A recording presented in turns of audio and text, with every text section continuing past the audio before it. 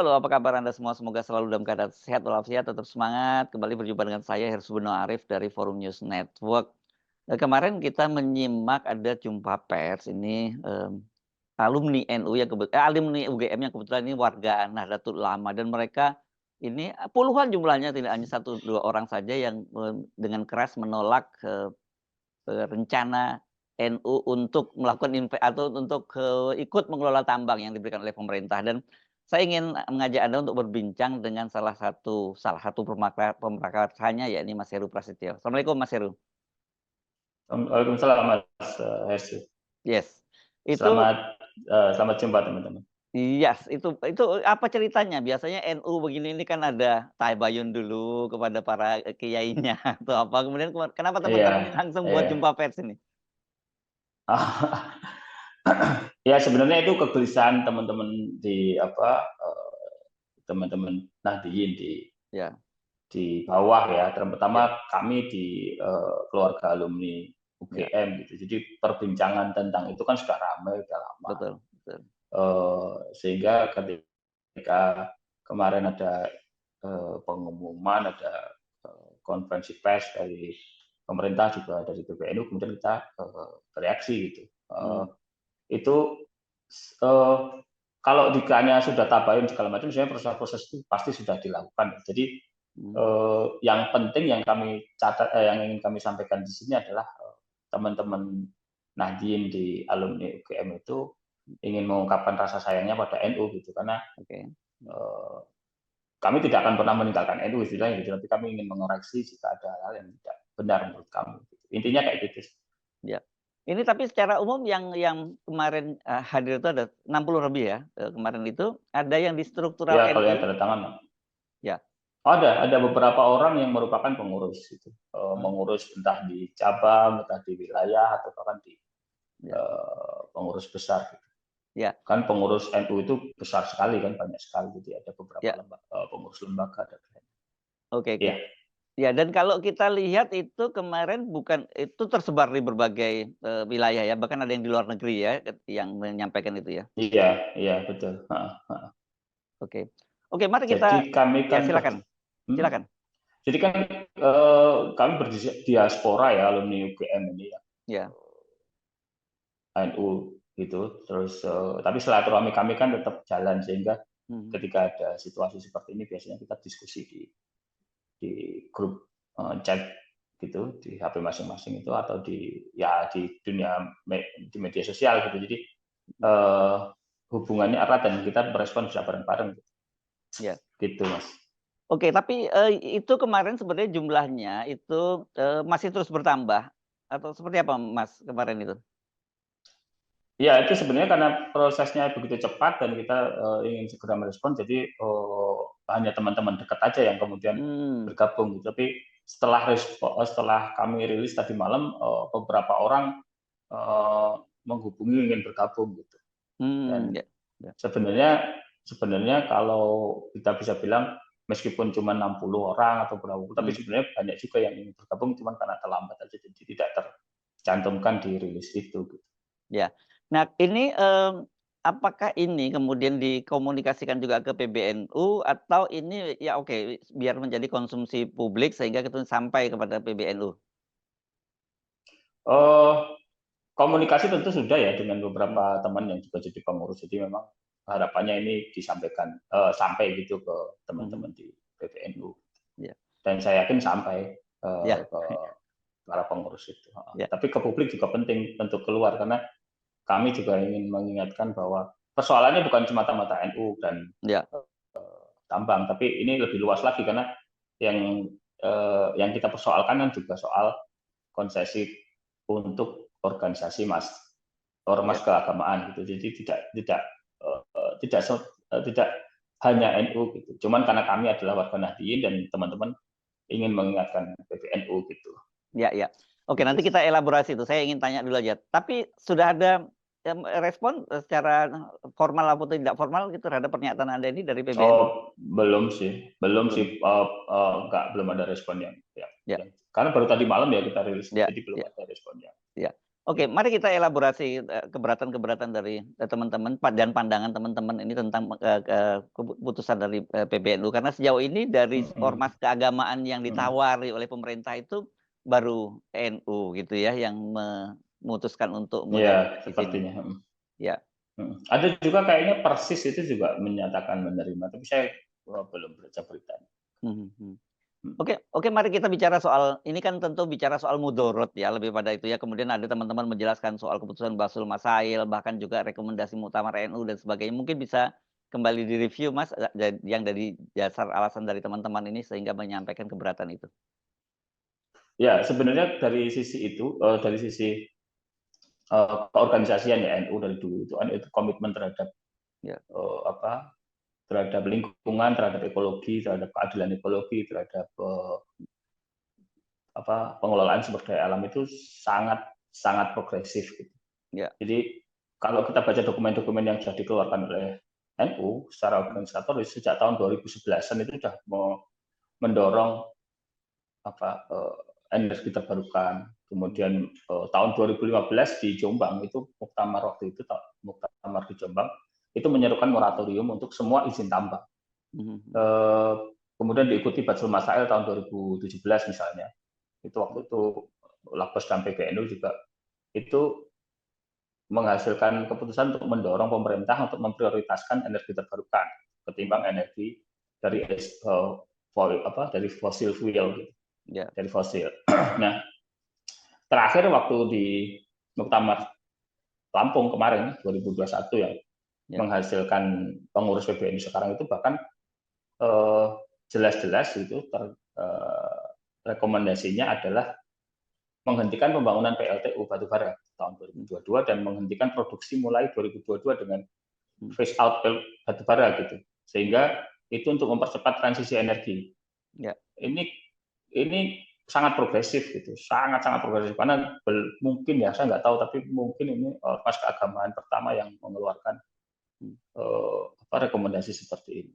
Betul. Jadi kalau dilihat dari situ saja PBNU itu punya komitmen yang sangat apa namanya sangat kuat gitu. Mhm. Kalau nggak salah saya tambahkan lagi misalnya tahun 2015 itu ada Munas ya, musyawarah alim ulama itu ada salah satu keputusannya adalah mengharamkan eksploitasi Betul. sumber daya alam yang merusak gitu. Jadi dan haramnya bukan masalah diizinkan apa tidak diizinkan gitu, Mhm, tapi masalah kerusakan yang terjadi di lapangan. mhm. Ya, ya. Nah kayak gitu-gitu itu yang menjadi dasar salah satu yang menjadi dasar kami teman-teman gitu untuk ini perlu diingetin nih teman-teman di Mhm. PPNU gitu. Ya.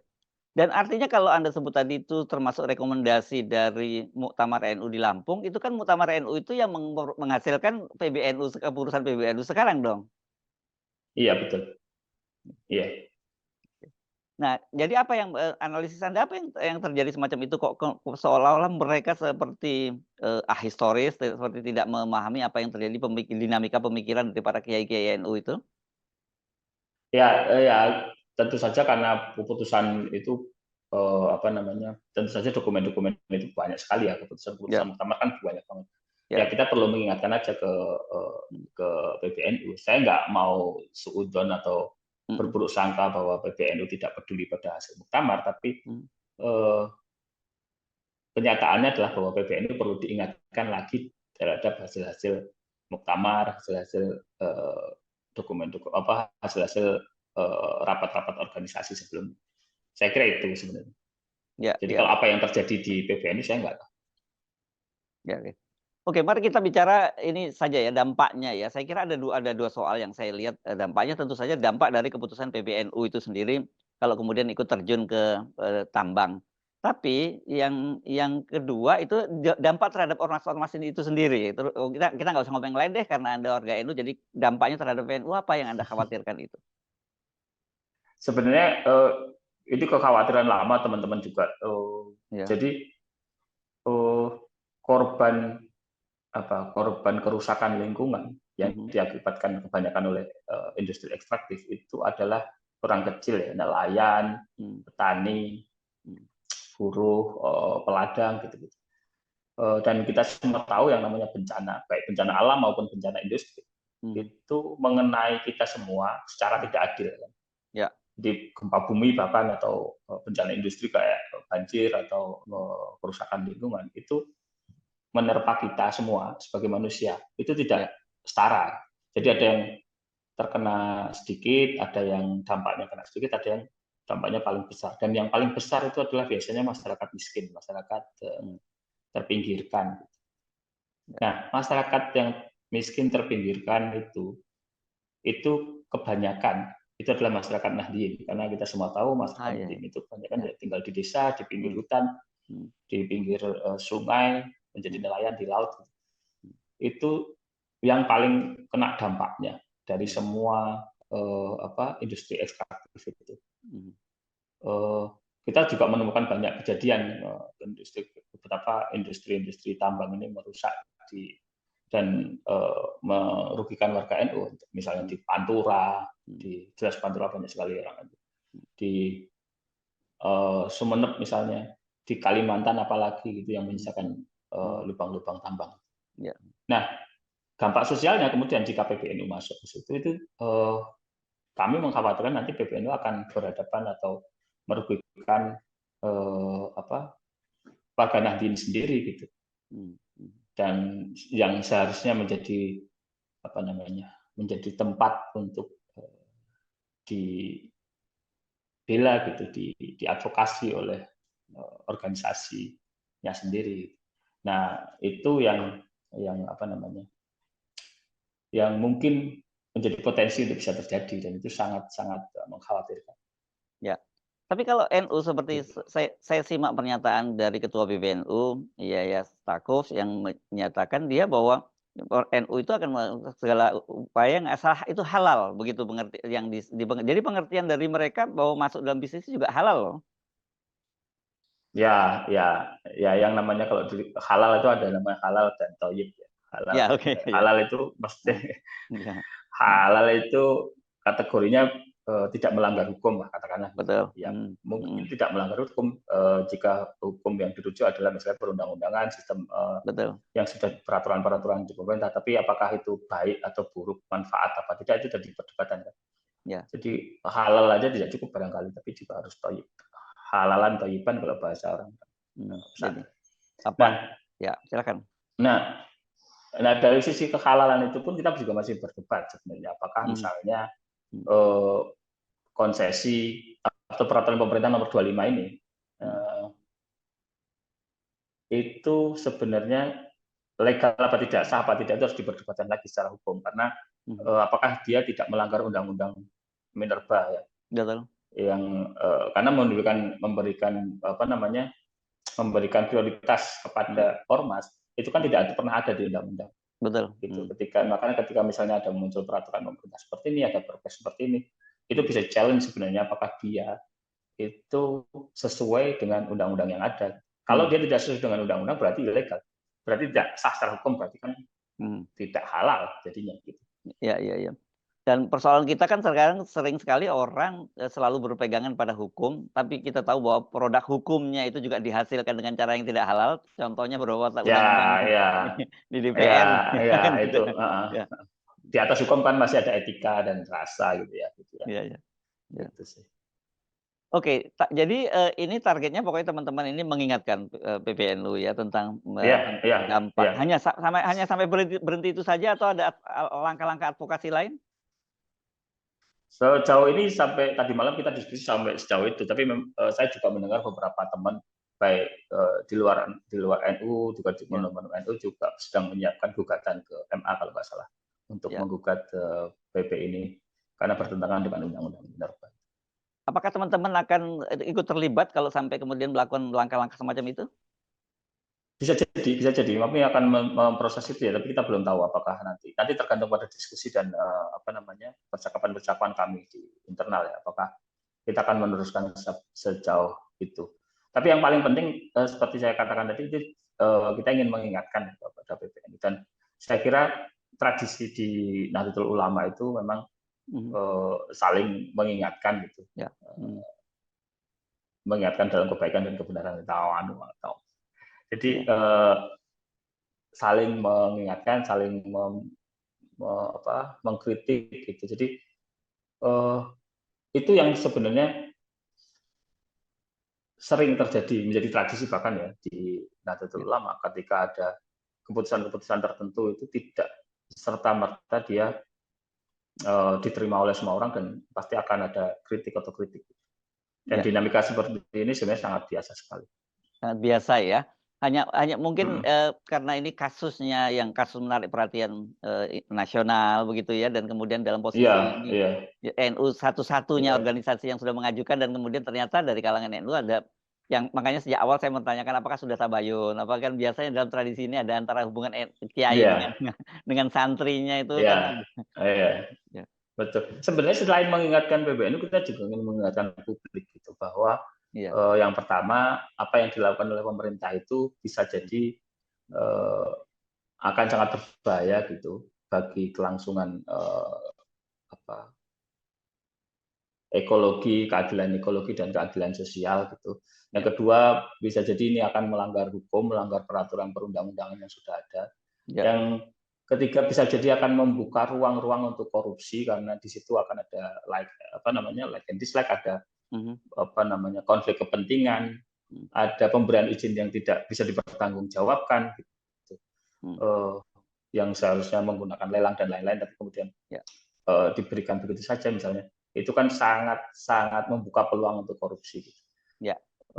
Yang keempat, kami ingin menunjukkan bahwa tidak semua orang NU itu juga sepakat dengan apa yang dilakukan oleh PBNU. Nah, itu dia penting. Ya, karena tadi Anda menyampaikan bahwa di awal bahwa dalam banyak kasus-kasus industri ekstraktif itu menjadi korban warga NU. Saya membayangkan dalam prakteknya kan, seperti sekarang ini soal pemberian izin tambang dan sebagainya, itu biasanya kan muncul konflik ya, konflik agraria, konflik macam-macam dengan warga, dan betapa absurdnya kalau sampai terjadi kemudian nanti tambang yang konsesi yang diberikan pada NU, tapi kemudian ketika dalam eksekusinya di lapangan kemudian harus meminggirkan warga Nahdliyin yang ada di situ gitu. Iya, itulah yang dikhawatirkan oleh teman-teman di alumni NU, alumni UGM ini. Jadi organisasi masyarakat itu yang keagamaan, NU dalam hal ini atau mungkin nanti Muhammadiyah atau siapapun yang melakukan itu nanti akan kehilangan marwahnya sebagai teman masyarakat gitu. Sehingga ketika terjadi misalnya kejahatan ekologi, terjadi kerusakan ekologi, ada eksploitasi, ada peminggiran masyarakat, itu sudah nggak punya hak moral lagi untuk menjaga mereka gitu. Ketika ormas itu ikut campur dalam urusan-urusan yang sangat berbahaya secara lingkungan. Nah, satu hal lagi yang kemarin tadi malam juga diingatkan oleh teman-teman adalah bukan masalah tambang ini harus dibagi ke semua orang. Ini adalah proses membantu organisasi masyarakat untuk menikmati hasil atau sumber daya alam gitu. Itu sebenarnya bukan ke sana arahnya, karena gini loh. Pertama, yang namanya tambang itu pasti merusak ya. Dan batu bara terutama itu kotor gitu. Itu kan yang selama ini sedang diperjuangkan oleh orang seluruh dunia supaya kita bisa phase out dari batu bara, dari fosil ya, ketergantungan itu. Jadi kita harus pelan-pelan mengurangi itu. Nah, sekarang kalau malah mau ditambang dengan melibatkan ormas itu konyol sekali. Yang kedua, kalau organisasi masyarakat ingin agar